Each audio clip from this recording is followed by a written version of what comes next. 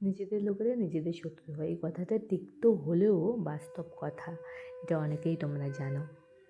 তোমার সামনে এক রূপ দেখাবে, পিছনে আরেক রূপ। আবার অনেক পাড়া প্রতিবেশীরাও এরকম হয়। এই যেরকম ধরো যারা আমরা ভিডিও করি, প্রথমেই তোমাদের প্রোফাইলে মানে নিজেদের বা পাড়া প্রতিবেশীরাই ফলোয়ার লিস্টে থাকবে। এটা সবারই থাকে, আমারও আছে, তোমাদেরও আছে, সবারই আছে।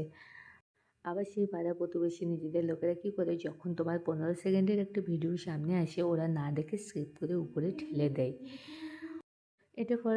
এটা করার কারণ তারা তোমাকে চেনে, যার জন্যই ভাবে যে তার ভিডিও দেখে কী করবে। সামান্য কিন্তু তোমার 15 সেকেন্ডের ভিডিওটা তারা কিন্তু দেখতে পারে না।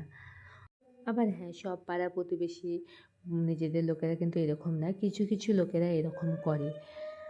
এটা কিন্তু আমার সঙ্গেও ঘটে, আবার আমার মতো অনেকেই আছে তোমাদের সঙ্গেও ঘটে। তাই আমি অনেককে আনফলো করে দিয়েছি এই কারণের জন্যই।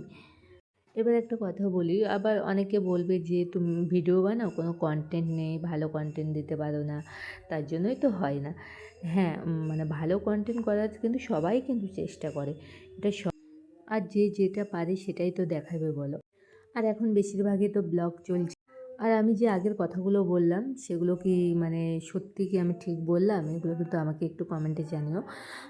আমি মনে করি, কারণ আমার সঙ্গে এটা ঘটে তাই আমি বললাম তোমাদেরকে।